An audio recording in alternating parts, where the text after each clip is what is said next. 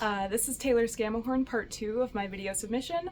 These are the Three Sisters Garden installation sculptures. They are made of plywood that's been interlocked using notches.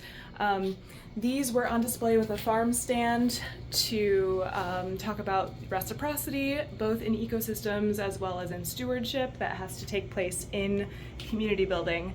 As you can see, some of these are more simplistic.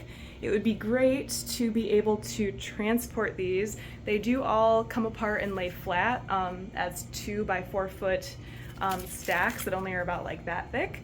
So they do transport easily in a vehicle, but it would be nice to add more style to some of the more simplistic designs, as well as weatherproof them, just to protect them so they can keep traveling to future events.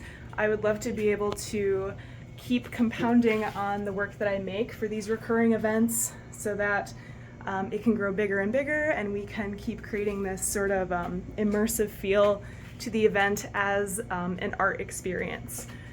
Thank you for your consideration. Would love to talk more if you have questions, but I hope that I covered everything that you wanted in these videos. Thank you.